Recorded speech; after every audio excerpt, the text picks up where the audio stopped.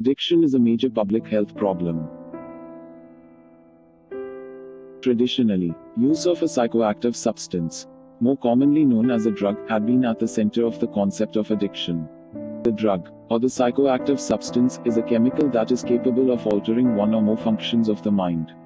These include emotions, thinking, perception, memory, among others. The modern understanding into the concept of addiction has informed us that emergence of addiction is not restricted to use of a psychoactive substance or drug. In fact, one can develop addiction in spite of not ever getting exposed to the psychoactive substance or drug. Let us have a quick look at the concept of addiction. This shall help us understand it better.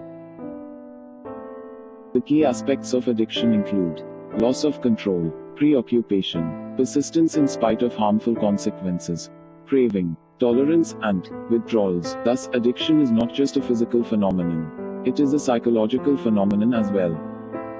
In fact, addiction is best described as a biopsychosocial phenomenon where biological, psychological, and social factors play a crucial role in its emergence, progression, and even outcome. One can engage in a behavior that can eventually develop into an addiction.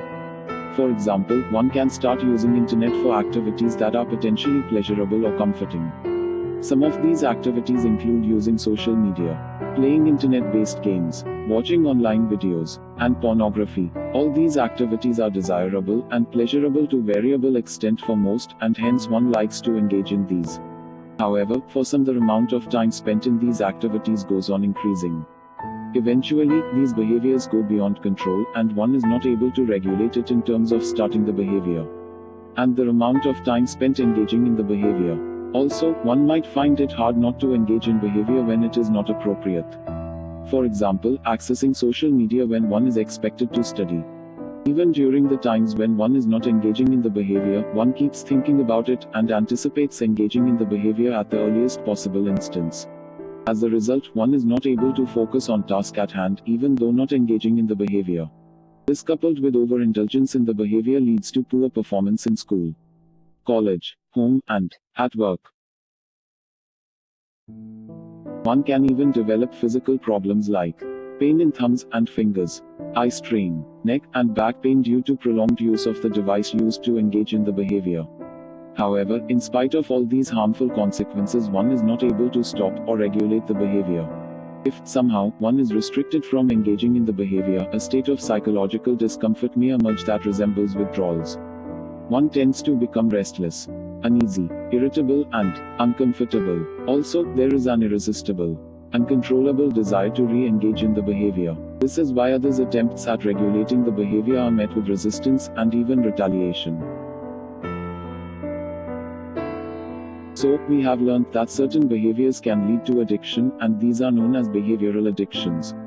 Some of the commonly described behavioral addictions involving use of internet include internet addiction, social media addiction, gaming addiction, online pornography addiction, and online gambling. The terms mobile addiction or screen addiction are also used to describe addictive behaviors that involve excessive and problematic screen viewing for the purpose of gaming, social media access, video viewing, and pornography.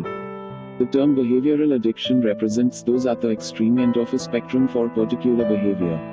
However, one can experience adverse and undesirable consequences due to internet use in spite of not being at this extreme end. The term problematic internet use is commonly used to describe a pattern of internet use that has resulted in undesirable and adverse consequences. This not only includes those who have internet addiction, but also those who do not qualify for internet addiction but still are experiencing adverse consequences due to engaging in such behaviors. Hence, they are in need of help for their internet use behavior. This concept is important for another reason as well. Addictions, including internet addiction, take time to emerge. If we want to intervene early, or want to prevent emergence of internet addiction, then we need to identify all those who have problematic internet use. This shall help offer appropriate help to these persons, and also prevent emergence of addiction in future among them. Help is available for internet addiction. As a family member, friend, colleague, teacher, or supervisor, you can play a crucial role. If you want to learn more on how you can help a relative, friend, or colleague experiencing problematic internet use, watch the video on helping someone with problematic internet use. You can also contact us for more information.